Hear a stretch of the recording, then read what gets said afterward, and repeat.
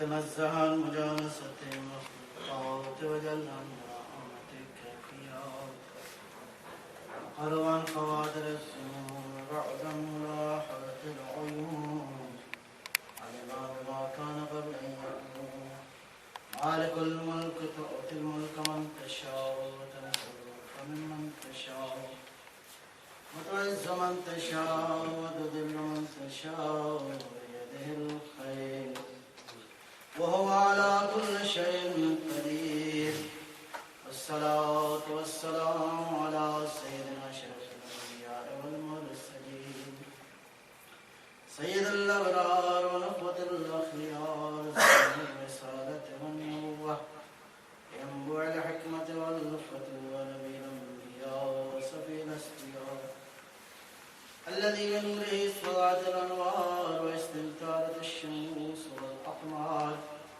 وبظهوره تجلت الأسرار الذي في السماء اسمه أحمد وفي الأرض بالقاسم محمد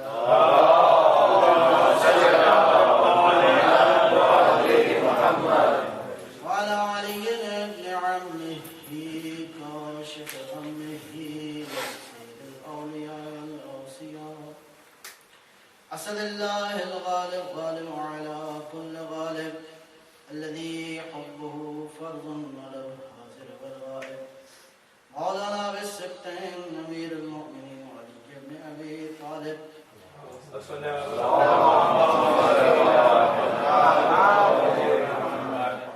وعلى أولاده الطيبين الطاهرين المعصومين وجج الله على العباد الداعين إلى الخلق في جميع الآثار والأقطار والمآثر والآثار خير القرون الذين يبينون للناس مناهج الحلال والحرام أهل البيت المطهرين من الرجس والآثام ورحمة الله وبركاته أما بعد فقد قال الحكيم بسم الله الرحمن الرحيم إنما المؤمنون الذين آمنوا بالله ورسوله وإذا كانوا معه على أمر جامع لم يذهبوا حتى يستأذنوا صلوات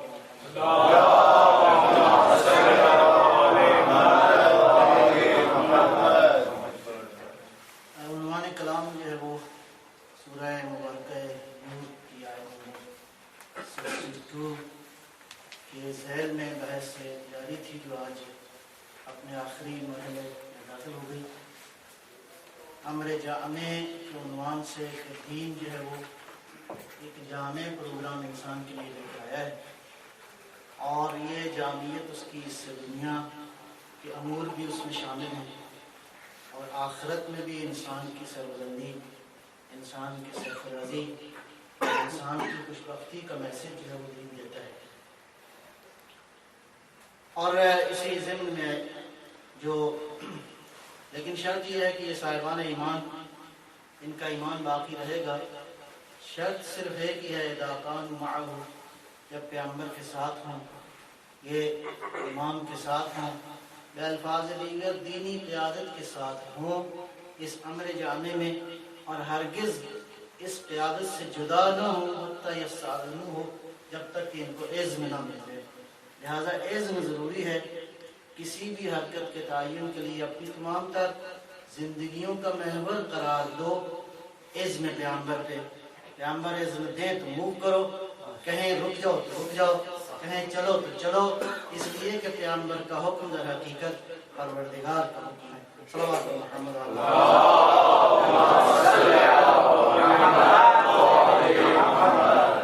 صدر بارگاہ قرآن میں جب ہم رجوع کرتے ہیں تو اس اذن کو دیکھتے ہیں کہ یہ کائنات اسی اذن کے ماتحت محور میں کام کر رہی ہے اور اسی طرح یہ نظام ہدایت اور نظام تشریع جو ہے اسی اذن کے گردا گرد ہے. اور اسی بارے میں ارشاد فرمایا وما ارسلنا من رسول الا لیطاع باذن اللہ, ہم نے جو ہر نبی بھیجا ہے اس کی اطاعت باذن اللہ ہے, یعنی اللہ کے اذن سے ہے یہ اطاعت. اگر انبیاء بھی آئے ہیں تو باذن اللہ آئے ہیں. نزلہ علی قلبک, یہ میرا حبیب یہ جو وحی لے کر آنے والا فرشتہ ہے یہ آپ کے قلب مطہر پہ نازل ہوا ہے باذن اللہ. لہذا جبرائیل آتے ہیں تو باذن اللہ ہیں, اگر انبیاء کی اطاعت ہے تو باذن اللہ ہے۔ نبی گرامی اسلام صلی اللہ علیہ وسلم کے بارے میں قرآن ارشاد فرماتا ہے صلوات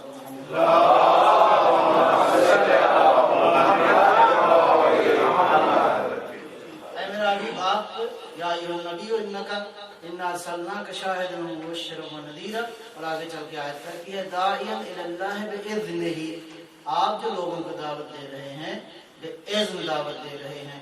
وما کان لرسول ان یأتی بآیۃ الا باذنہ، لہذا اذن جو ہے کوئی بھی نبی کو معجزہ نہیں لے کے آ رہا تھا مگر یہ کہ اذن کتاب ہے، رسالت اذن کتاب ہے، وہی اذن کتاب ہے، انبیاء کی اطاعت اذن کتاب ہے۔ میرا حبیب پروردگار کے اندر، پروردگار کا حبیب جو ہے جو آخری نبی ہیں، اگرچہ سراج منیر ہیں اس کائنات میں، یہ سراج منیر بے اذن ہے، لہذا جب نبی اذن الہی کتاب ہے تو تمہاری بقا اسی میں ہے کہ نبی کے اذن کتاب ہو جاؤ۔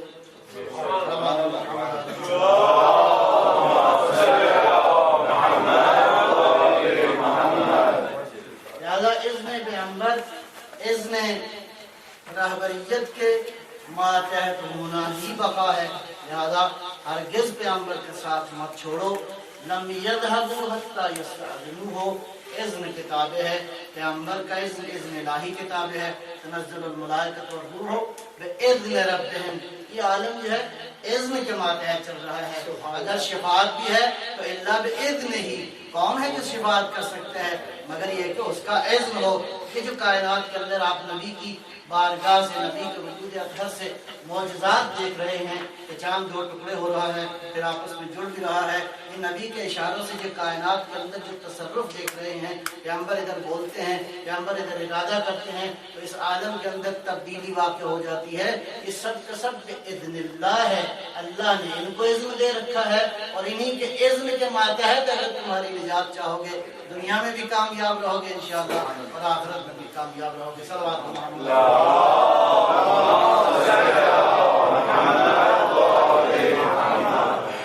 اس اذن کی اہمیت کو ذرا درک کرنا بہت ضروری ہے۔ صاحبان ایمان الذین آمنوا آمنوا باللہ انما المؤمنون الذین آمنوا باللہ ورسولہ، یہ جو صاحبان ایمان ہیں ان کے ایمان کی بقا اسی صورت میں ہے کہ یہ اپنے آپ کو پابند کرنے اذن پیغمبر کے صلوات اللہ فرمائیں۔ تھوڑا سا اگر آپ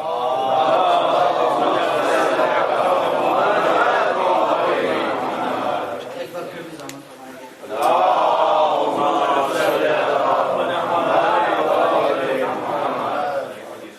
تو انشاءاللہ تم جو ہے آپ سب ہے ہوگا ایک بار پھر صلوات اللہ فرمائیں گے۔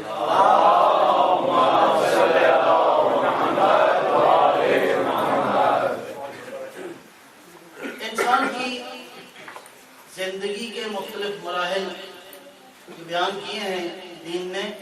پہلا مرحلہ زندگی کا وہی طبعی زندگی ہے کہ انسان اور باقی حیوانات جو ہیں برابر ہیں اس زندگی کے اندر، اس لیے کہ مادی وجود کی یہ ساری ضروریات ہیں، کھانا پینا اٹھنا بیٹھنا اور باقی سارے امور جو ہیں، یہ طبعی زندگی ہے جس کو مادی زندگی کہتے ہیں، جس کو فزیکل لائف کہتے ہیں۔ فزیکل لائف کی یہ تقاضے ہیں کہ انسان کو بھوک لگتی ہے، انسان کو پیاس لگتی ہے، انسان کو نیند کی ضرورت ہے، انسان کو مادی ساری ضروریات انسان کو ہیں۔ یہ پہلا مرحلہ ہے، اس مرحلے میں انسان اور حیوان دونوں برابر ہیں، بالکل حیوان اور انسان میں کوئی فرق نہیں ہے، اس لیے کہ اس کے مادی وجود کے تقاضے بھی یہی ہیں، انسان کے مادی وجود کے بھی تقاضے یہی ہیں۔ یہاں سے ایک امتیاز شروع ہو جاتا ہے، ایک مرحلہ زندگی کا اگلا ہو جاتا ہے کہ جب انسان مادی زندگی کے ساتھ ساتھ اپنی زندگی کو شریعت کے تابع کر دے، اللہ کے قوانین کے تابع کر دے، تو اب یہ زندگی مادی نہیں رہی بلکہ کیا ہو گئی؟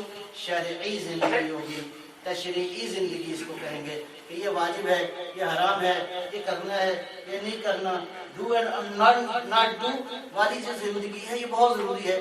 اس لیے کہ انسان کا امتیاز اسی میں ہے کہ انسان کچھ کام کرے اور کچھ کام نہ کرے۔ آزادی مطلق تو کہیں بھی نہیں ہے، ایبسولوٹ لبرٹی کا تصور نہیں ہے۔ انسان مستقل آزاد ہو جائے، ماورا ہو جائے سارے قوانین سے، نہیں، آزادی اسی میں ہے کہ قانون کے تابع رہے۔ فطرت کا حسن یہی ہے کہ انسان بالکل یعنی اس روڈ پہ جو رہے جس روڈ کو مینشن کیا گیا ہے کہ یہ روڈ آپ کو منزل پہ لے جائے گی، اور اگر آپ نے ادھر ادھر ڈائیورٹ کیا تو آپ انشاءاللہ منزل پہ نہیں پہنچیں گے، آپ کہیں اور پہنچ جائیں گے۔ صلوات محمد۔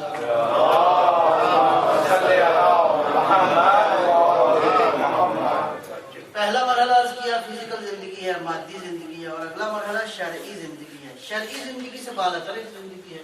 اگر کوئی کسی میں ہمت ہو، اگر کوئی کیا کہتے ہیں جوہر کا مالک ہو، تو وہ زندگی ہے جس کو عقلانی زندگی کہتے ہیں، کہ انسان کی عقل اتنی پرواز کر جائے، انسان کی عقل اتنی قابل ہو جائے کہ انسان کی زندگی میں عقل کا نور آ جائے، انسان اپنی زندگی کے تمام تر امور کو سمجھ اور ادراک اور فہم اور بصیرت کے ساتھ گزارے، تو اس کو کہتے ہیں عقلانی زندگی۔ اور اس سے بھی پھر ایک بالاتر زندگی ہے، وہ پھر زندگی جو اس کے لیے تھوڑا سا بالاتر ہمت کی ضرورت ہے، بالاتر شعور کی ضرورت ہے، بالاتر محنت کی ضرورت ہے، اور یہ زندگی کہتے ہیں قرآن کی نظر میں یہ حیات طیبہ ہے، اور یہ وحی الہی کتاب ہے۔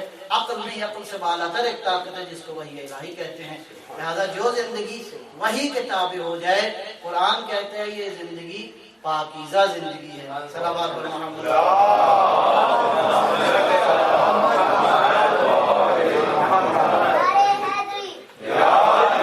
من عمل صالحا من ذکر او انثى وهو مؤمن، جو کوئی بھی عمل کرے گا، شرط یہ ہے کہ مومن ہو۔ اگر غیر مومن کرے گا تو عمل تو ہے لیکن وہ نتیجہ نہیں دے گا جو اللہ کہہ رہا ہے۔ اگر کوئی بھی مذکر مؤنث، کوئی بھی مرد و عورت عمل کرے، وهو مؤمن، اگر وہ مومن ہے اور نیک عمل کرتا ہے، تو اللہ نے فرمایا فَلَنُحْيِيَنَّهُ حَيَاتًا طَيِّبَةً، اگر کوئی مومن نیک عمل کرے گا اور وہ مومن ہوگا تو ہم اس کو حیات طیبہ دیں گے۔ صلوات محمد۔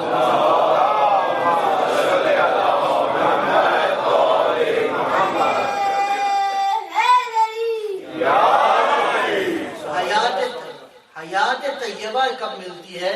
نمبر ایک یہ ہے کہ ایمان شرط ہے، عمل صالح شرط ہے، اور اس کے بعد حیات طیبہ پروردگار فَلَنُحْيِيَنَّهُ یقیناً یقیناً یقیناً یقیناً ہم اس کو پاکیزہ زندگی دیں گے۔ جب اللہ کہہ رہا ہے کہ ہم پاک زندگی دیں گے تو اس پاکیزگی کا آپ تصور کر سکتے ہیں؟ سبحان اللہ۔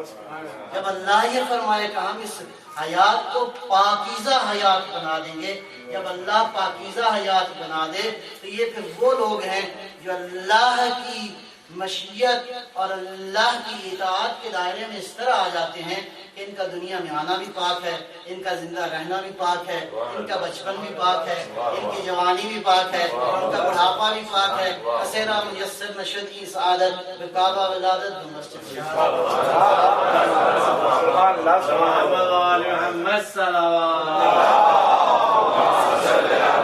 محمد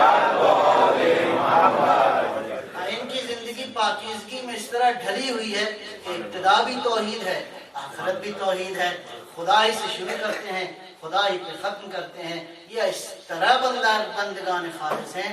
لہذا پاکیزہ زندگی بنانے کا طریقہ کار کیا ہے کہ پاکیزہ لوگوں کا دامن تھام لو، جن کی حیات طیبہ ہے ان کا دامن تھام لو تو انشاءاللہ یہ حیات جو ہے وہ پاک ہو جائے گی۔ اور میں عرض کروں کہ مراحل ہیں مختلف۔ پہلا مرحلہ یہ ہے کہ اللہ نے آپ کو انسان خلق کیا ہے، اور یہ چھوٹا درجہ نہیں ہے کہ اللہ نے کائنات میں بہت ساری مخلوقات خلق کی ہیں، شجر ہیں، حجر ہیں، حیوانات ہیں، پرندے ہیں، زمین پہ رینگنے والے حیوانات ہیں، زمین پہ چلنے والے حیوانات ہیں، زمین پہ پرواز کرنے والے حیوانات ہیں، یہ مختلف حیوانات ہیں۔ البتہ ان کے اندر بھی اقسام ہیں، کوئی اچھے ہیں کوئی بہت اچھے ہیں، کسی کی نسل بہت بری ہے، کسی کی نسل بہت اچھی ہے، ہر کبوتر ایک جیسا نہیں ہے، ہر گھوڑا ایک جیسا نہیں ہے، اللہ نے ان کے اندر بھی نسلیں رکھی ہیں۔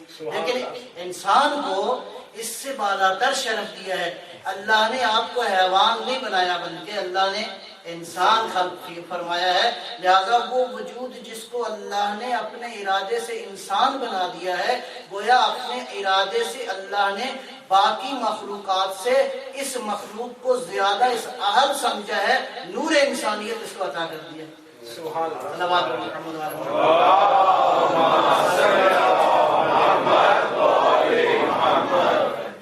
جب لباس بشریت آپ نے پہن لیا، جب انسانیت کا لباس پہن لیا، تو اب قرآن کی آیات کی طرف آپ نگاہ کریں، کیا خوبصورت انداز ہے پروردگار کیسے انسان کو خطاب فرماتا ہے، یا ایھا الانسان ما غرک بربک الکریم، او انسان تجھے اپنے کریم پروردگار سے کس نے غرور میں مبتلا کر دیا، یا ایھا الانسان، یہ اگر آپ اس قابل نہ ہوتے تو پروردگار خطاب نہیں کرتا، یہ اس کا لطف و کرم ہے کہ ایک دفعہ اس نے لباس بشریت بھی پہنایا، اور یہ بھی کہتا ہے یا ایھا الانسان ما غرک بربک الکریم، کیا بات ہے کہ تو اپنے پروردگار کریم سے دوری اختیار کرتا ہے، اور کون ہے انسان، لقد خلقنا الانسان فی احسن تقویم، ہم نے ساری دنیا کو حسن دیا ہے، کتنے خوبصورت پھول بنائے ہیں اللہ نے، ہے نا، دیکھیں تو زبان بالکل کہتی ہے واہ واہ کیا خوبصورت پھول ہے، اور اگر کسی خوبصورت باغ میں چلے جائیں تو بالکل تعریف کرنے کو دل کرتا ہے، بہت خوبصورت باغ ہے، جس بھی حسین چیز کو دیکھیں تو اللہ کی توحید اور اس کی وحدانیت اور اس کے کرم اور اس کے جمال کی تعریف کرنی چاہیے، پروردگار یہ جمال عطا کرنے والا تیری ہے، وہ یہ کہتا ہے کہ ہم نے بہت خوبصورت بنائی ہے، کائنات بنائی ہے، زمین آسمان، اس کے اندر جتنی مخلوقات ہیں، لیکن سب سے خوبصورت ہم نے تجھے بنایا، لقد خلقنا الانسان فی احسن تقویم، وہ جو حسن و جمال کا مرقع ہے، اس نے یہ کہا ہے کہ ہم نے تمہاری تقویم جو ہے، تمہارا جو سٹرکچر بنایا ہے، تمہاری جو کریشن ہوئی ہے، یہ سب سے خوبصورت ہے، یہ پھولوں سے خوبصورت ہے، یہ فرشتوں سے خوبصورت ہے، اللہ کی نورانی مخلوق سے بھی زیادہ خوبصورت ہے، اللہ نے تمہیں بہت ہی خوبصورت بنایا ہے، لہذا فخر کرو، غرور کرو، اتراؤ تو صحیح، مالک تیرا احسان ہے کہ تو نے ہمیں کچھ اور نہیں بنایا انسان سے، سبحان اللہ،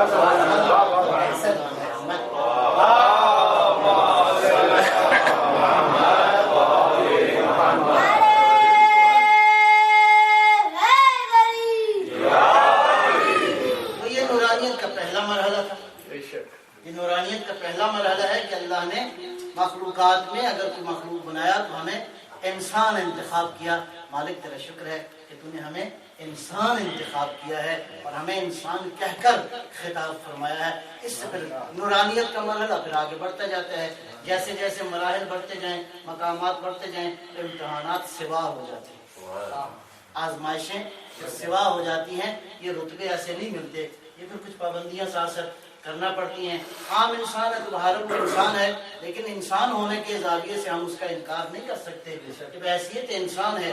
اگلا مرحلہ کیا ہوا کہ یہ انسان کیا ہوا، مسلمان ہو گیا، اللہ کی توحید کا اس نے کلمہ پڑھ لیا، اور یہ کلمہ پڑھنے والا انسان کوئی معمولی انسان نہیں ہے، قرآن ارشاد فرماتا ہے افمن شرح اللہ صدرہ للاسلام، اللہ نے جس دل میں اسلام ڈال دیا ہے یہ معمولی شخص نہیں ہے، فہو نور من ربہ وعلی نور من ربہ، یہ شخص معمولی انسان نہیں ہے کہ جس کے دل میں اللہ نے دین اسلام کی محبت ڈالی ہے، بلکہ یہ خداوند عالم کی طرف سے نورانی زندگی بسر کر رہا ہے، یہ فہو علی نور من ربہ، یہ اسلام اس کو مزید نورانیت دے رہا ہے، وہ انسانیت کے لبادے میں جو آیا تھا انسان جب اسلام کے دائرے میں آ گیا تب اس کی زندگی میں حسن آ گیا، اس کی زندگی میں تراوت آ گئی، اس لیے کہ اب اس کی زندگی میں قانون ہے، اب اس کی زندگی میں آزادی مطلق نہیں ہے، جب کسی چیز کو کھانا ہے تو دیکھتا ہے کہ اسلام نے کیا کہا ہے، کسی چیز کو استعمال کرنا ہے تو دیکھتا ہے کہ اسلام نے کیا حکم دیا ہے، کہیں کسی قانون کی اتباع کرنی ہے تو دیکھتا ہے میرا دین کیا کہتا ہے، لہذا دین کے جو تابع ہو گیا یہ زندگی اب عام زندگی سے بالاتر ہو گئی، نورانی زندگی ہو گئی، اسلام والی زندگی ہو گئی، اور اس کے بعد پھر ایک اور مرحلہ ہے، وہ مرحلہ کیا ہے، وہ مرحلہ ہے کہ انسان واقعاً بارگاہ ربوبیت میں ایمان لے آئے، اور ایمان والوں کا مقام تو اتنا بلند ہے، اللہ نے وہ ان ایمان والوں کو پھر مختلف انداز سے خطاب کیا ہے، یا ایھا الذین آمنوا، تمہارے قوانین باقیوں سے مختلف ہے، تمہارا احترام باقیوں سے مختلف ہے، تمہارا مقام باقیوں سے مختلف ہے، تمہاری جائیداد باقیوں سے مختلف ہے، لہذا تمہاری زندگی بھی باقیوں سے مختلف ہونی چاہیے، سبحان اللہ، صلوات محمد محمد،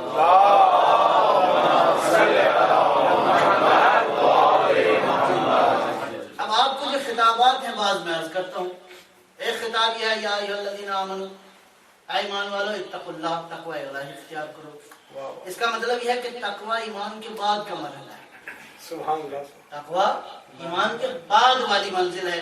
یا ایھا الذین آمنوا لا تتبعوا خطوات الشیطان، ایمان والو شیطان کے جو پروگرام ہیں، شیطان کے جو قدم ہیں، ان کی اتباع مت کرو.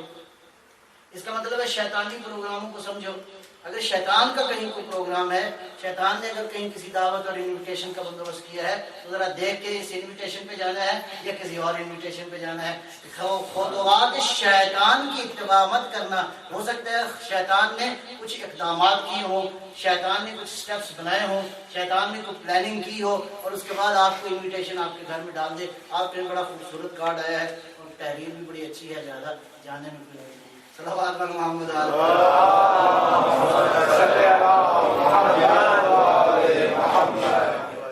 اسی وقت ایک اور انویٹیشن بھی ہے. وہ ہے مطلب ہے فرض کریں وہ ہے مجلس اعلیٰ کی انویٹیشن ہے. آپ دونوں کارڈ سامنے ہیں پڑے، اس لیے کہ دونوں انویٹیشن بھیا پڑھتے ہیں. سبحان اللہ. ایک امام مستقیم کی انویٹیشن ہے اور ایک امام ضالین کی انویٹیشن ہے، اور دونوں صراط مستقیم پہ بیٹھے ہیں. صراط الذین انعمت علیہم، امام مستقیم بھی دعوت دے رہا ہے، امام ضالین بھی دعوت دے رہا ہے. بھئی ایک وقت دونوں دعوتیں ہیں. لہذا اگر ایمان کامل ہوگا، اگر شعور بالغ ہوگا، اگر عقل کامل ہوگی، تو سمجھ میں آ جائے گا کہ اس انویٹیشن کا فائدہ کیا ہے، اس انویٹیشن کا فائدہ کیا ہے.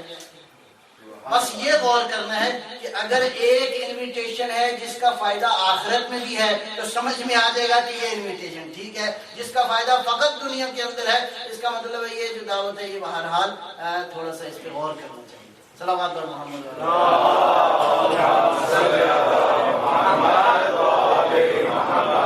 یا ایھا الذین آمنوا، یہ سارے خطابات آپ کے نام ہیں انشاءاللہ جو صاحبان ایمان ہیں. یا ایھا الذین آمنوا، اے ایمان والو کیا کرو؟ آمنوا باللہ ورسولہ. کیا کہوں میں؟ اے ایمان والو کیا کرو؟ اللہ پر ایمان لے اور اللہ کے رسول پر ایمان لے. اے ایمان والو اور کیا کرو؟ یا ایھا الذین آمنوا کونوا مع الصادقین. اے ایمان والو کیا کرو؟ سچوں کے ساتھ ہو جاؤ. کیوں کہا سچوں کے ساتھ ہو جاؤ؟ اس لیے کہ سچائی کی حقیقت کو تم نہیں جانتے. سچوں کے ساتھ ہو جاؤ گے، سچائی کی حقیقت سمجھ میں آ جائے گی. صلوات محمد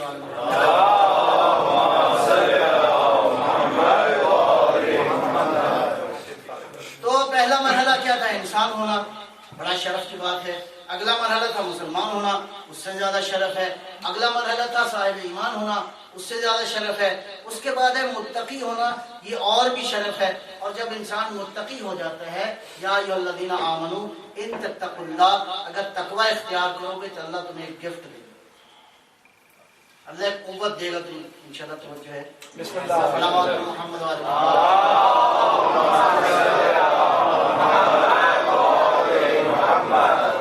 اگر تقوی الہی اختیار کرو گے، ان تتقوا اللہ، اے ایمان والو اگر تقوی اختیار کرو گے تو کیا کرے گا؟ یجعل لکم فرقانا، اللہ تمہیں فرقان عطا کر دے گا. اور فرقان جس کو عطا ہو جائے اس کو پریشانی نہیں رہتی کہ حق کو پہچانے یا باطل کو پہچانے. حق کو بھی اچھی طرح جانتا ہے، باطل کی بھی معرفت رکھتا ہے، اس لیے کہ اس کو اللہ نے فرقان دے دیا ہے. اور جس کو فرقان مل جائے، فرقان کا معنی یہ ہے کہ جو پہچان لے حق کدھر ہے اور باطل کدھر ہے. اور فرقان اسی کو حاصل ہو جاتا ہے جو فرقان کے مظہر کا دامن تھام لے، جو حق و باطل کا معیار ہے. اسی لیے صحابہ اکرام بھی کہتے ہیں کہ اگر ہم اس زمانے میں پہچاننا چاہتے تھے کہ مومن کون ہے، کافر کون ہے، تو ہم دیکھتے تھے جس کے دل میں علی کی محبت ہے وہ مومن ہے، اور جس کے دل میں علی سے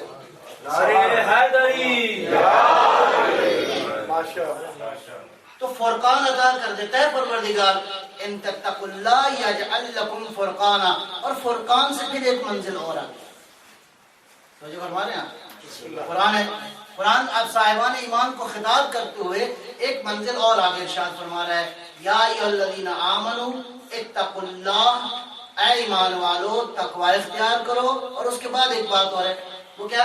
یا ایھا الذین آمنوا اتقوا اللہ، ایمان والو تقوی اختیار کرو. وآمنوا برسولہ، اور اللہ کے رسول پر ایمان لیا. توجہ کیا آپ نے؟ پہلا مرحلہ ایمان تو اسی وقت تھا جب آپ اللہ اور اللہ کے رسول پر ایمان لے آئے. نہیں، ایمان لے آؤ، تقوی اختیار کرو، یعنی جب تقوی مل جائے گا تو فرقان مل جائے گا، اس کے بعد جب تقوی مل جائے، ایمان آ جائے، تقوی آ جائے، فرقان آ جائے، اب میرے نبی کی اطاعت کرو۔ صلوات پر محمد و علی محمد۔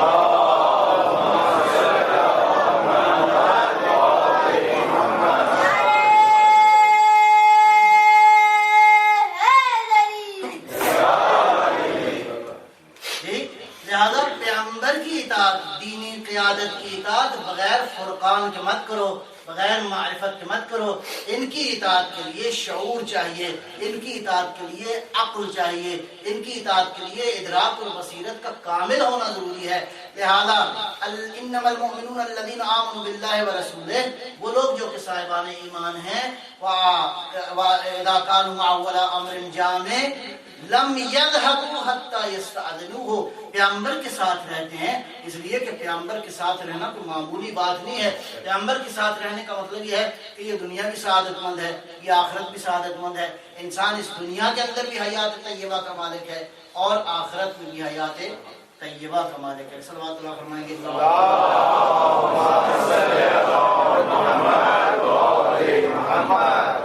گرمی ہو رہی ہے، اگر پنکھا لگا دیں تو اچھا ہے۔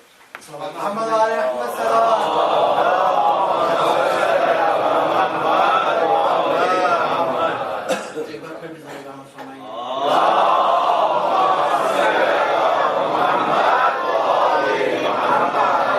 کتنے مقامات آپ کے ہو گئے؟ اللہ نے انسان بنایا، اللہ نے اسلام کی نعمت دی، اللہ نے اس کے بعد ایمان کی طاقت عطا فرمائی، اس کے اگلے مرحلے میں تقوی کی منزل آ گئی، تقوی کے بعد فرقان آ گیا، فرقان کے بعد پیغمبر کا ساتھ ہو گیا، جب پیغمبر کا ساتھ ہو گیا تو حیات طیبہ بالکل پاک و پاکیزہ ہو گئے، پاکیزگی کے مرحلے میں چلے گئے۔ اب جہاں بھی انشاءاللہ رہیں گے بالکل پاکیزہ زندگی گزاریں گے، یہاں بھی زندگی پاکیزہ ہوگی، وہاں بھی زندگی پاکیزہ ہوگی۔ لیکن یہ ساری شرطیں ہیں، یہ سارے مراحل ہیں، اتنی پاکیزگی حاصل کرنے کے لیے ظاہر ہے کچھ تو جدوجہد کرنا پڑے گی، کچھ تو معاملات کو طے کرنا پڑے گا، کچھ تو زندگی میں تبدیلی لانا پڑے گی۔ لہٰذا اصل منزل یہی ہے کہ ہم نے اس پاکیزہ زندگی کو حاصل کرنا ہے جس پاکیزگی کا پروردگار نے وعدہ فرمایا ہے۔ صلوات پر محمد و علی ایک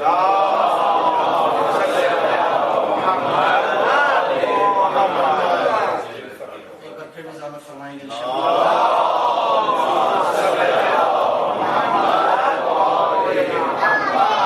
محمد والے محمد برائے تاجیر ظہور امام زمانہ بلند تر صلوات۔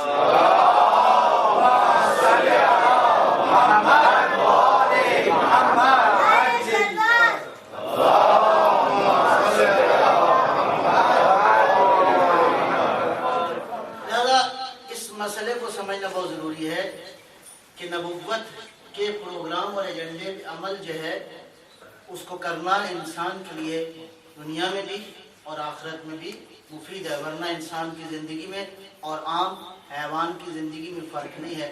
اور اس لیے پیغمبر کے ایجنڈے پہ عمل کرنا ضروری ہے کہ پیغمبر جو کچھ کر رہے ہیں یہ بالکل تابع اذن پروردگار ہے، اذن الہی کے بغیر یہ اعمال انجام نہیں دیے جا رہے۔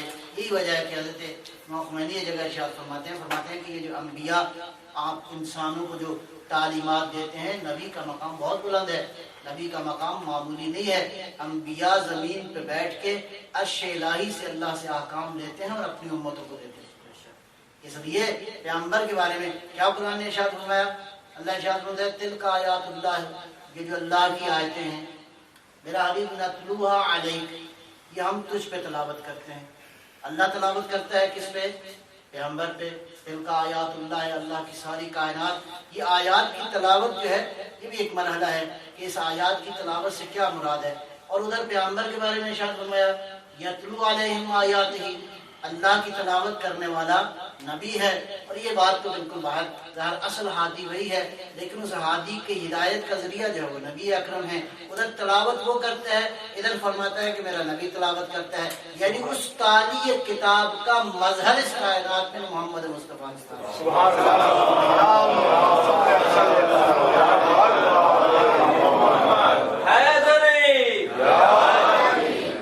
یہ آیات الہی الہی کی تلاوت کو معمولی مرحلہ نہیں ہے، اور آیات الہی کی تلاوت کا معنی یہ بھی تلاوت نہیں ہے جو کہ ہم کرتے ہیں معمولاً اپنی زبان سے، بسم اللہ الرحمن الرحیم الحمدللہ رب العالمین۔ یہ آیات کی تلاوت جو ہے اس سے وہ نتیجہ حاصل نہیں ہوتا کہ جو ہم چاہتے ہیں، یتلو علیہم آیاتہ ویزکیہم ویعلمہم الکتاب والحکمہ۔ کیا ان آیات کی تلاوت کرنے سے واقعی نفس پاک ہو جاتے ہیں؟ کیا واقعی انسانی زندگی میں تبدیلی آ جاتی ہے؟ بہرحال اس میں شک نہیں ہے کہ قرآن معجزہ ہے، اس کی تلاوت کرنے سے کوئی اثرات ہوتے ہیں۔ یہ جو پیغمبر تلاوت کرتے ہیں، ذرا اس بات کو ذرا سمجھیے، پیغمبر تلاوت کیا کرتے ہیں؟ تلاوت کا ایک معنی تو وہی تلاوت لسانی ہے، لیکن تلاوت کا ایک معنی پے در پے کسی عمل کو انجام دینا۔ سبحان اللہ، سبحان اللہ، پے در پے کسی عمل کو انجام دینا۔ مجھے ایک بات یاد آ گئی آپ نوجوانوں کو خصوصاً سمجھانے کے لیے۔ ایک واقعہ لکھا ہے شہید مطہری نے اپنی ایک کتاب میں، داستان میں، کہ سکاکی ایک بڑے عالم گزرے، علم بلاغت کے ایک بڑے استاد گزرے ہیں، بنیادی طور پہ شافعی مذہب کے تھے۔ تو سکاکی کا جب عمر ہوئی نا 40 برس، تو انہیں علم دین کا شوق پیدا ہو گیا۔ بہرحال شوق جب بھی بیدار ہو جائے تو مشکل مسئلہ نہیں ہے۔ ہوا یہ کہ یہ بادشاہ کے ہاں ان کا خاصا آنا جانا تھا، اور بادشاہ ان کا خیال یہ تھا کہ بادشاہ جتنا مجھے پیار کرتا ہے کسی اور سے نہیں کرتا۔ اور سکاکی وہ بنیادی طور پہ یہ بناتے تھے، کوئی لکڑی کی چیز بنا دی، کوئی پتھر کی چیز بنا لی، وہ بادشاہ کے بارگاہ میں گئے، جا کے تحفہ دیا اور بادشاہ نے کچھ نواز دیا۔ تو زندگی اس طرح چل رہی تھی۔ ایک روز بادشاہ کے پاس بیٹھے تھے سکاکی، تو کسی نے دربان میں آ کے کہا حضور دروازے پر فلاں صاحب آئے۔ سکاکی کہتے ہیں میں نے دیکھا کہ بادشاہ جو ہے وہ ننگے پاؤں دوڑتا ہوا دروازے تک پہنچا اور اس صاحب کو استقبال کیا، لا کے اپنے بالکل مسند کے پاس بٹھایا۔ سکاکی تو آنکھیں کھول گئی، کہا کہ مجھ سے زیادہ بھی کوئی قابل احترام ہے؟ پوچھا بادشاہ یہ کون ہے؟ کہا یہ وقت کا عالم دین ہے۔ اور جب یہ محسوس ہوا نا کہ عالم دین کا اتنا احترام ہے، بس دل میں محبت پیدا ہوئی کہ علم حاصل ہے۔ صلوات علی محمد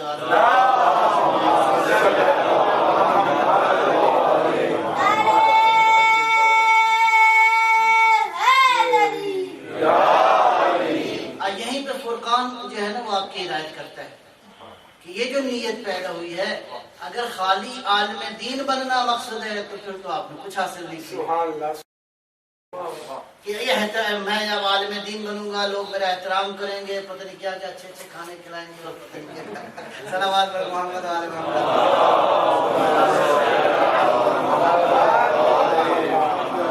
یہ فرقان یہاں کام کرتا ہے۔ اور اگر یہ نیت یوں ہو کہ پروردگار عالم دین کا اتنا احترام ہے جو تیرے دین کی خدمت کرتا ہے، آج کے بعد میں بھی علم حاصل کروں گا، تیرے دین کی خدمت کروں گا، تو یہ بالکل یہ ادھر نیت کی، ادھر آپ کے نامہ اعمال میں فرشتوں نے ثواب لکھنا شروع کر دیا۔ جب تک آپ اس دنیا میں رہیں گے علم دین حاصل کرتے رہیں گے، اس نیت کی وجہ سے پروردگار آپ کے نامہ اعمال میں ثواب لکھتا ہے۔ صلوات علی محمد وعلی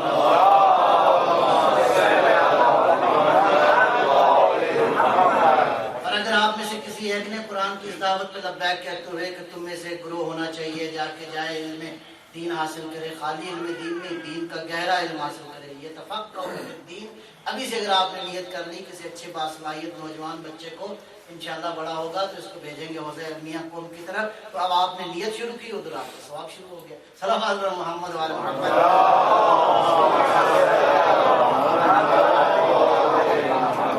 جناب سکاکی جو ہے وہ چلے گئے، بہرحال شوق کے نتیجے میں چلے گئے مکتب۔ اس زمانے میں ظاہر مکتب ہی ہوتے تھے، تو سلام کیا، دیکھا چھوٹے چھوٹے بچے ہیں پڑھ رہے ہیں، استاد کو سلام کرنے کے بعد کہا حضور ہم بھی پڑھنا چاہتے ہیں۔ تو دیکھا 40 برس کی عمر ہے، پتہ نہیں پڑھ بھی پائیں گے کہ نہیں۔ تو استاد نے ایک امتحان کے طور پہ کہا سکاکی جی استاد کہا ایک مسئلہ بتا رہے ہیں تو کل آپ نے یاد کر کے ٹھیک۔ مسئلہ کیا ہے؟ استاد کا فتویٰ یہ ہے کہ کتے کی کھال دباغت سے پاک ہو جاتی ہے، وہ دباغت رنگنے کا عمل ہوتا ہے۔ تو یہ فتویٰ جو ہے یہ آپ نے یاد کر کے آنا ہے، یہ مسئلہ ہے۔ مسئلہ یہ ہے کہ استاد کا فتویٰ ہے کہ کتے کی کھال دباغت سے پاک ہو جاتی ہے۔ چلے گئے سکاکی بیچارے بار گھوٹا ووٹا لگاتے رہے، یاد کرتے رہے۔ اگلے روز آئے تو کہا استاد نے کہا سکاکی جی استاد بھائی وہ کل آپ کو مسئلہ یاد بتایا تھا، یاد ہے؟ جی بالکل یاد ہے۔ وہ مسئلہ یوں ہے کہ کتے کا فتویٰ یہ ہے کہ استاد کی کھال دباغت سے صلوات پر محمد۔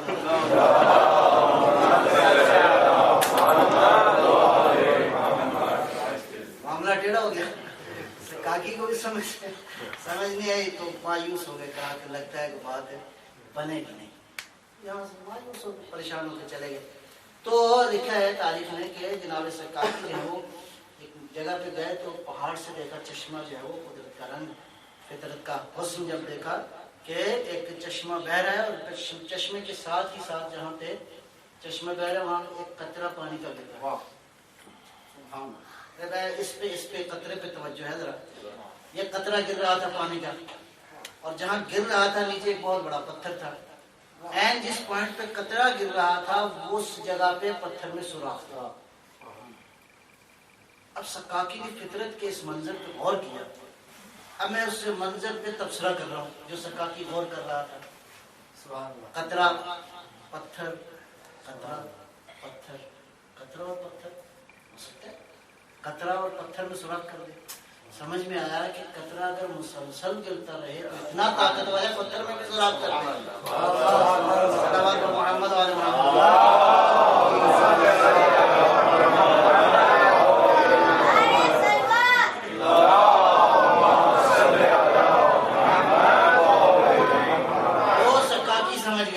قطرہ ہو مسلسل ہو گرتا رہے پتھر پہ گرتا رہے، اتنا طاقتور ہے کہ سوراخ کر دیتا ہے پتھر میں۔ گئے سقاقی بہرحال ابھی تک جناب سقاقی کے بنائے ہوئے قوانین علم بلاغت میں توڑے نہیں جا سکے۔ ہم بھی پڑھتے ہیں جا کے علم بلاغت کے، صدیاں گزر گئی ہیں، سقاقی نے اتنی محنت کی۔ لیکن ایک تبصرہ اور کرنا چاہوں گا اسی قطرے اور پتھر کے تعلق کے حوالے سے۔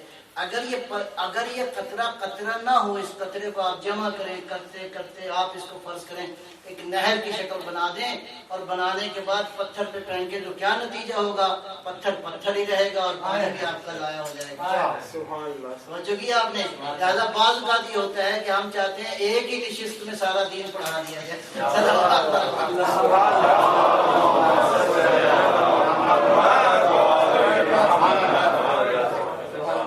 مسلسل پڑھاؤ، تھوڑا تھوڑا پڑھاؤ تاکہ جتنے پتھر ہیں یہ پگھل جائیں، ان کے اندر تبلیغ جو ہے وہ اثر انداز ہوئے۔ تو میرا نبی کیا کرتا ہے؟ میرا نبی پانی جمع کر کے ان کے اوپر نہیں گراتا، یتلو علیہم آیاتہ، اللہ کی آیات کو پہ اس طرح تلاوت کرتا ہے کہ اس کے نتیجے میں کہیں ابو ذر پیدا ہو جاتا ہے، کہیں سلمان فارسی پیدا ہو جاتا ہے۔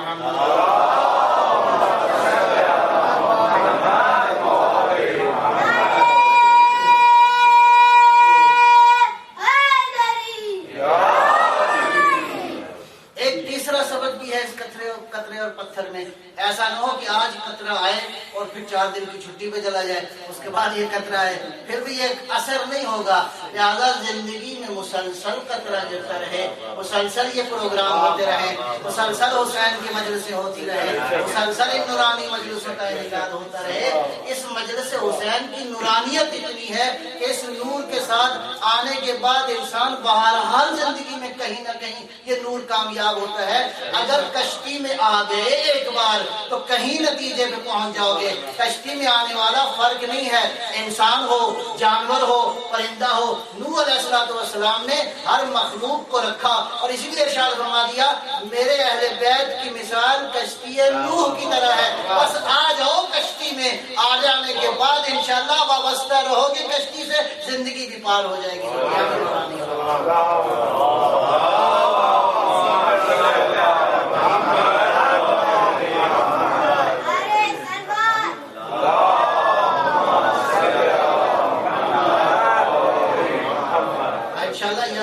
رہنا چاہیے مسلسل آیات الہی کی تلاوت جو ہے وہ ہوتی رہے۔ ذکر حسین آیات الہی کی تلاوت ہے، اس میں کوئی شک نہیں ہے کہ حسین کا ذکر ظاہر ہے کہ اللہ کا ذکر ہے، نبی کا ذکر ہے، قرآن کا ذکر ہے، یہ ساری چیزوں کا ذکر ہے۔ اور اس کے بعد آیات کو ذرا توجہ کیجیے گا، آیات جمع آیت کی ہے، اور آیت کا معنی کیا ہے؟ نشانی ہے، سائن، ایویڈنس جس کو کہتے ہیں۔ تو اس کا مطلب یہ ہے کہ اللہ کا حبیب آیات کی تلاوت کرتے تھے۔ تو آیات کی تلاوت کا ایک معنی اور بھی ہے، یعنی میرا حبیب میرا نبی کیا کرتا ہے؟ اس کائنات میں جو اللہ کی قدرت کے جو مظاہر موجود ہیں خداوند عالم کی جو قدرتیں موجود ہیں اس کائنات میں، آیات پروردگار جو موجود ہیں، میرا نبی ان سینوں کو صاف کر کر کے اللہ کی آیتوں کو کھول کھول کے بیان کرتے ہیں. ذرا نظر تو کرو، خدا کی قدرتوں کو تو پہچانو. ہواؤں کو دیکھو، فضاؤں کو دیکھو، زمین کو دیکھو، آسمان کو دیکھو، اپنے وجود پہ غور کرو. یہ خدا کی ساری آیتیں ہیں. ان آیتوں کو دیکھتے جاؤ، اس کے حضور جو ہے وہ سجدہ کرو. صلوات محمد.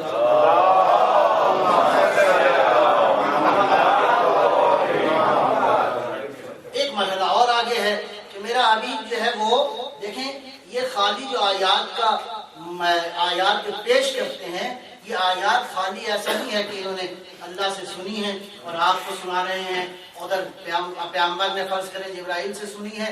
یہاں معاملہ سننے والا نہیں ہے، یہاں معاملہ سننے سے بالا تر. میں عرض کر چکا ہوں، پیغمبر نے ارشاد فرمایا کہ جو چیز مجھ سے دیکھو تو وہ آگے نقل کرو. سلوکما صلوات پر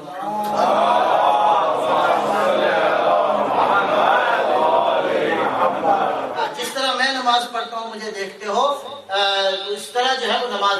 لہذا حکم یہ ہے کہ جس طرح عمل کو دیکھو، جس طرح حکم الہی کو دیکھو، اس کو آگے نقل کرو. پیغمبر نے دین سن کے آپ تک نہیں سنایا، پیغمبر نے احکام کو دیکھا ہے اور اس کے بعد آپ تک پہنچا. آیات الہی کا دیکھنا اور ہے، آیات الہی کا سننا اور ہے.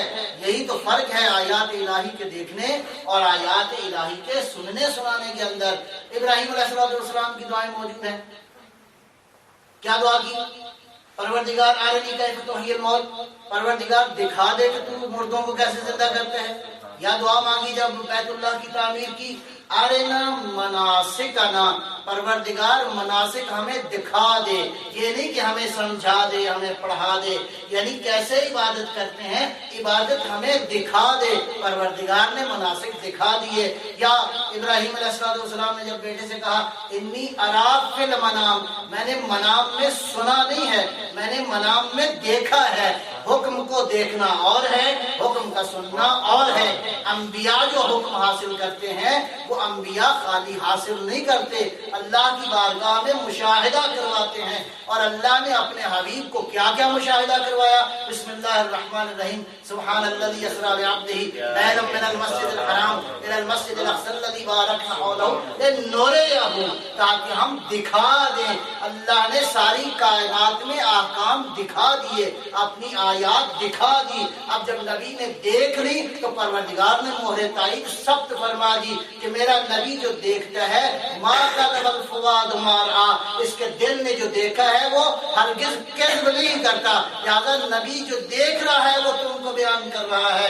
لہذا جہاں نبی کے دیکھے ہوئے کو عمل کرو گے، اب نبی کی ہر بات کی پروردگار نے تائید فرما دی. بسم اللہ الرحمن الرحیم.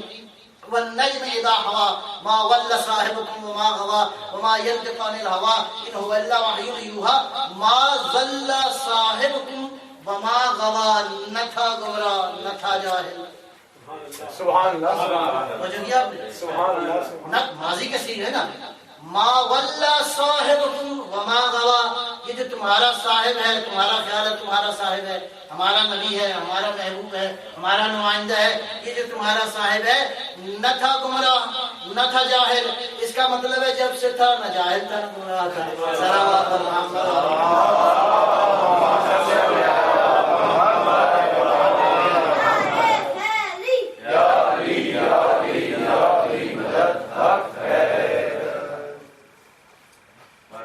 وآل محمد صلوات.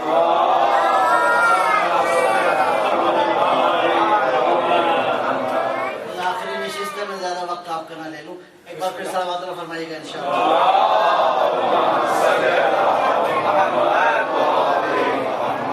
اس عشرے کی آخری نشست ہے، انشاءاللہ زندگی رہے گی، پھر بھی ملاقات ہوتی رہے گی. صلوات پر محمد وآل محمد.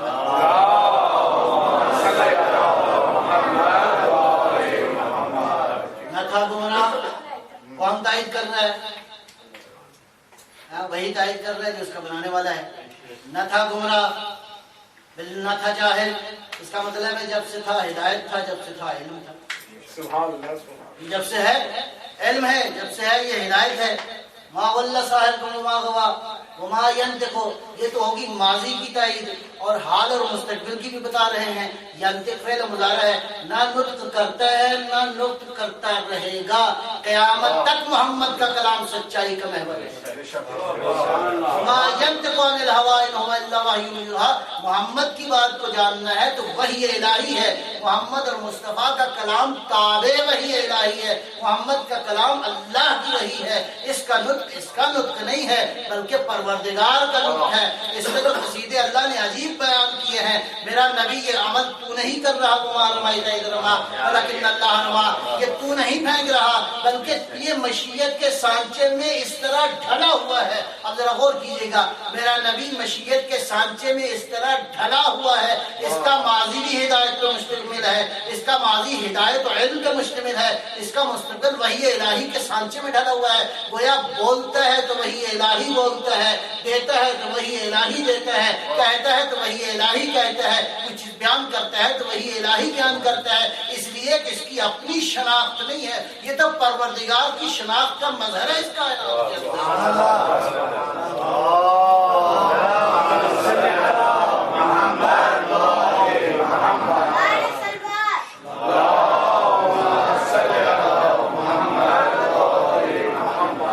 سیدہ کے بیٹے نے یہ جو دانشگاہ یہ جو یونیورسٹی قائم کی ہے، اس پہ بھی میں بات عرض کر چکا ہوں. امام رضا علیہ السلام ارشاد فرماتے ہیں،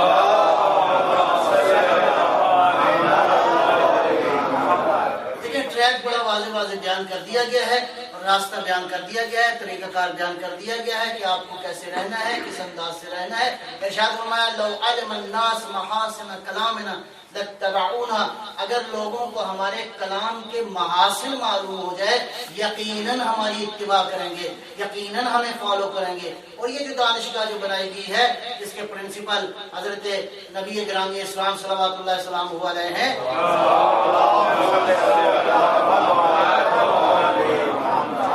اور باقی آئمہ اس یونیورسٹی کے اساتذہ ہیں. آپ بس اس یونیورسٹی کا پروسپیکٹس جو ہے وہ لوگوں کو دکھاتے رہیں. دیکھیں اس یونیورسٹی میں یہ نصاب پڑھایا جاتا ہے، اس میں قرآن پڑھایا جاتا ہے، اس میں دین اسلام حدیث کی بات کی جاتی ہے، اس میں کہیں علی کے فضائل ہیں، کہیں مصطفیٰ کے فضائل ہیں. اس یونیورسٹی کے اندر جو ہے وہی الہی کے تذکرے ہیں. اس یونیورسٹی کے اندر عالم انسانیت کے حقائق موجود ہیں. اس یونیورسٹی کے اندر کائنات کے حقائق موجود ہیں. یہ پروسپیکٹس دکھانا لوگوں کو ضروری ہے. باقی یونیورسٹیوں کی بات آپ نہ کیجئے، باقی کسی اور نصاب کی ضرورت نہیں ہے. آپ کا نصاب اپنا ہی اتنا جامع اور ہماگیر ہے کہ آپ کو کسی اور دروازے میں دستک دینے کی ضرورت نہیں ہے.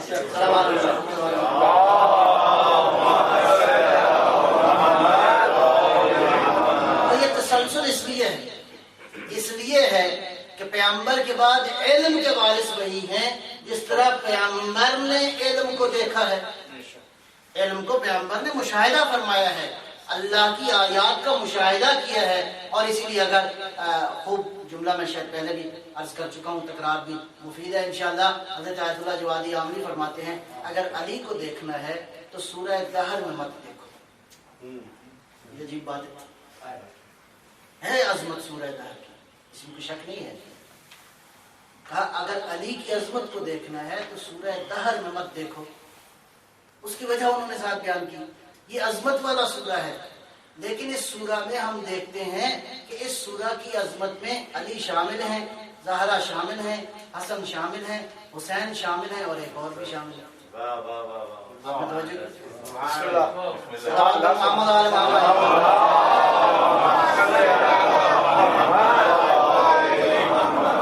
مجھے اللہ کہتے ہیں نا، انہوں نے فرمایا انما نطعمکم لوجہ اللہ لا نريد منکم ولا شکورا.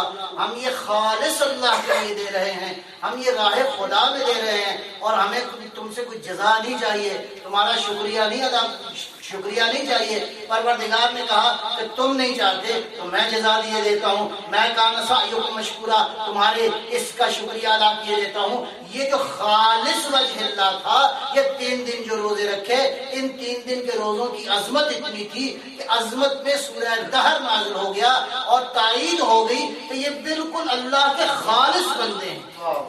ان کا عمل پروردگار کے لیے خالص عمل ہے. خالی علی کا عمل خالص نہیں ہے، زہرا کا عمل خالص نہیں ہے، حسن کا عمل خالص نہیں ہے، حسین کا عمل خالص نہیں ہے. ان کے گھر کی کنیز جو ہے پروردگار نے فرمایا اس کا عمل کی وجہ یہ وجہ اللہ ہیں، یہ اللہ کے لیے ہیں، یہ خالص وجہ اللہ ہیں، یہ بالکل اللہ کے لیے انجام دیتے ہیں، اس لیے کہ ان کی حیات طیبہ ہے. اے کاش کہ انشاءاللہ وقت ہوتا ہے انشاءاللہ کبھی پھر سے. یہ وہ بی بی ہے کہ جس نے زندگی کے آخری سال سوائے قرآن کی کوئی اور تلاوت نہیں کی ہے. جو ایسے ماحول میں آ جائے، جو چادر کے ماحول میں آ جائے، ان کی زندگی بھی پاک ہو جاتی ہے. علی کو دیکھنا ہے تو اس سے بالاتر دیکھو. فرمایا کیا ہے علی کا مقام؟ فرمایا پیغمبر کی وہ حدیث ہے. اگر علی کی عظمت کو دیکھنا چاہتے ہو، پیغمبر کا مقام آپ نے دیکھ لیا قرآن کی نظر میں، وما محمد الا رسول، میرے محمد کو دیکھنا چاہتے ہو تو اس کی رسالت کو دیکھو، اس کی وحی کو دیکھو، اس کی نبوت کو دیکھو. محمد کی ذات کا محور ہے محمد مصطفیٰ کی نبوت اور رسالت. وحی الہی کا مظہر ہے یہ میرا نبی. اس لیے کہ پہلی مخلوق جو تھی، جو اللہ نے فرمایا کہ پہلی مخلوق عقل تھی، پہلی مخلوق علم تھا، پہلی مخلوق ہدایت تھی، در حقیقت وہ مصطفیٰ ہی کی شخصیت کے مختلف پہلو ہیں. یہ مصطفیٰ ہی تھے جو پہلے عقل تھے، پہلا علم جو تھا وہ مصطفیٰ کی ذات ہے. علی اور مصطفیٰ میں کیا تعلق ہے؟ ارشاد فرمایا یا علی انت تسمع ما اسمع وترى ما ارى. مقام علی یہ ہے کہ محمد یہ کہتے ہیں علی اس کائنات میں جو میں سنتا ہوں وہ آپ سنتے ہیں، اس کائنات میں جو میں دیکھتا ہوں وہ آپ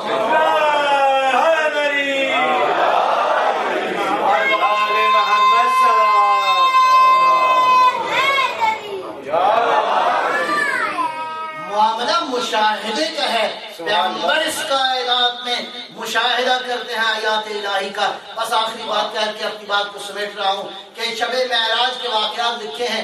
اس میں ایک روایت جو ہے 8ویں امام علیہ السلام سے بھی ہے کہ ہمارے آقا صلوات اللہ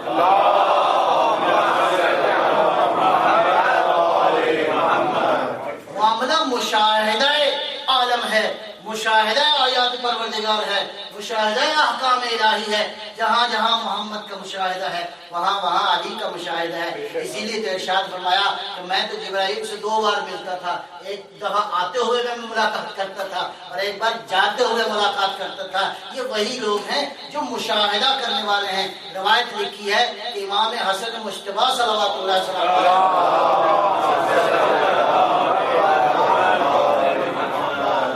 کہ جب کبھی بھی وحی نازل ہوتی تھی تو امام جو ہے بالکل بچپن کا عالم تھا، بالکل لڑکپن تھا، کم سنی کا عالم تھا. تو جیسے ہی وحی نازل ہوتی تھی، جیسی وحی نازل ہوتی تھی، جس زیر و بم کے ساتھ ہوتی تھی، جیسی وحی نازل ہوتی تھی، ویسے ہی یہ سیدہ کا لال علی کا یہ بیٹا ادھر وحی نازل ہوتی تھی، ادھر اس وحی کو اپنے وجود میں جذب کرتا تھا اور بھاگتے ہوئے دوڑتے ہوتے گھر میں آتے تھے. اور آنے کے بعد جیسے اور جیسی وحی نازل ہوتی تھی مادر گرامی کو کہتے تھے اے مادر گرامی آج اللہ نے یہ وحی جبکہ امجد پہ نازل کی ہے. 1 بار ہوا، 2 بار ہوا، 3 بار ہوا. جب یہ واقعہ تکرار ہوا تو ایک روز امیر المومنین نے پوچھا اے فاطمہ زہرا میرے آنے سے پہلے یہ کیسے آپ کو خبر مل جاتی ہے؟ فرمایا کہ آپ کا بڑا بیٹا حسن مجتبیٰ ہے جو وحی کو سموتا ہے اپنے وجود میں اور لا کے امانت مجھ تک محفوظ کرتا ہے.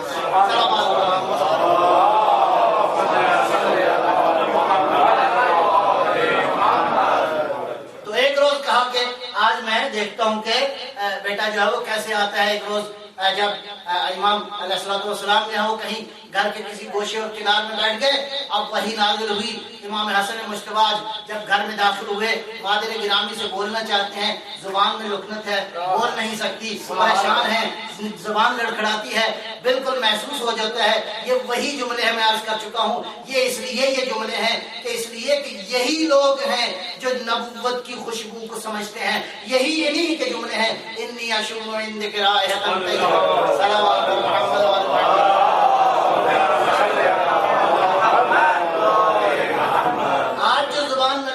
ہوئی. مادر گرامی لگتا ہے کہ بزرگ محفل میں موجود ہیں جو میری زبان لڑکھڑا رہی ہے، گویا حسین ولایت کی خوشبو محسوس کر رہا ہے. گویا حسین محفل میں علی نے بڑھ کے سینے سے لگایا بیٹے کو، بیٹے کے بوسے لیے، بیٹے کو پیار کیا، لہذا سمجھ میں آ گیا کہ احکام کو سننا اور چیز ہے، احکام کو دیکھنا اور چیز ہے۔ یہ وہ لوگ ہیں جنہوں نے اس کائنات میں احکام کو دیکھا ہے۔ میں عرض کر رہا تھا، امام ارشاد فرماتے ہیں کہ شب معراج ایک مرحلہ ایسا آیا کہ جب مقام قاب قوسین پہ گفتگو ہوئی، اور اس حدیث اور روایت کے مطابق کہ روایت یہ کہتی ہے کہ پروردگار کے نبی نے ایک مرحلے کو دیکھا کہ کچھ انوار ہیں جو چمک رہے ہیں، اور جب یہ انوار کو چمکتا ہوا دیکھا تو بارگاہ ربوبیت سے سوال کیا، پروردگار یہ انوار کون سے انوار ہیں؟ یہ بات ہم تک پہنچانے کے لیے تھا، یہ سوال اور یہ جواب ارشاد قدرت ہوا۔ یہ پہلا علی ہے جو تیرا وصی ہے، یہ دوسرا حسن مجتبیٰ ہے جو یہ گویا ولایت کے ان انوار کو پیغمبر نے سنا نہیں، اس عالم پہ مشاہدہ کیا ہے۔ نبوت کی حقیقت کا مشاہدہ وہاں پہ کیا ہے جہاں سے یہ نبوت آئی ہے، جہاں سے یہ ولایت آئی ہے، اس لیے کہ جہاں قرآن کا وجود ہے وہیں اسی نبوت و ولایت کی حقیقت موجود ہے۔ قرآن چونکہ مقام لدن پہ موجود ہے، مقام قرب پروردگار کے موجود ہے، لہذا اسی لیے ارشاد فرما دیا کہ یہ قرآن ان سے جدا نہیں ہے، یہ قرآن سے جدا نہیں ہے، اور یہ آئیں گے انشاءاللہ، اکٹھے ہوں گے حوض کوثر پہ، اور کوثر پہ بھی ایک جملہ کہہ کے بس بات میں ختم کروں گا۔ بعض علماء کہتے ہیں کہ اب دیکھیے جب جنت میں جانا ہے انشاءاللہ جائیں گے، صلوات پر محمد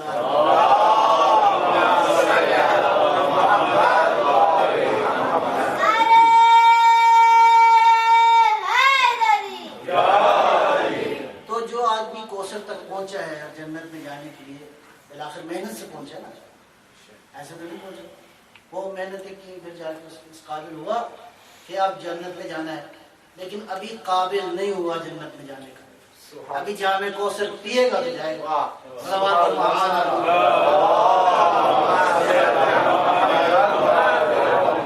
بس سادہ شارٹ کٹ آپ ذرا جلدی سمجھ جائیں گے، آپ کو زیادہ تفصیل کی ضرورت نہیں ہے کہ یہ جامع کوثر کیا ہے، یہ جامع کوثر کہاں پہ ملے گا، اس کوثر کی حقیقت کیا ہے، بس آپ کو سیدھا سیدھا صاف صاف بغیر کسی الجھن کے ڈالے ہوئے ادھر ادھر سانے کی ضرورت نہیں ہے۔ کوثر کی حقیقت کیا ہے؟ اللہ نے ارشاد فرما دیا، بسم اللہ الرحمن الرحیم، انا اعطیناک الکوثر، پروردگار ارشاد فرمایا ہم تجھے کوثر عطا کر رہے ہیں۔ یہ جامع کوثر وہاں پہ فاطمہ کی ولایت کا جام،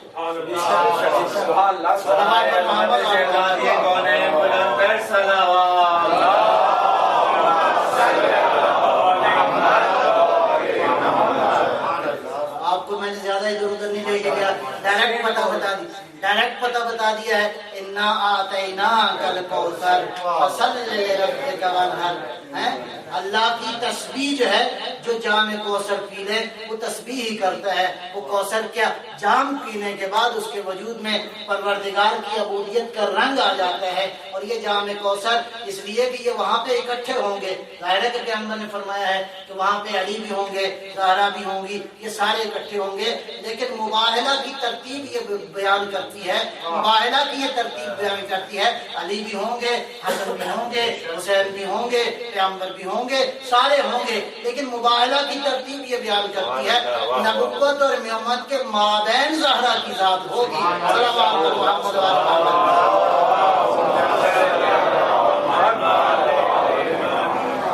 کوثر کی نورانیت کو دیکھنا ہے تو نبوت و ولایت کے مابین دیکھو گے کوثر کی ولایت اور کوثر کی عظمت اور نورانیت تمہیں مل جائے گی۔ لہٰذا یہی وہ محفلیں ہیں، انشاءاللہ خدا ہمیں توفیق دے کہ غم حسین کے ساتھ ہماری زندگی گزرے، ولایت اہل بیت کے ساتھ ہماری زندگی گزرے، کہ دنیا بھی نورانی ہو جائے انشاءاللہ اور آخرت بھی نورانی ہو جائے۔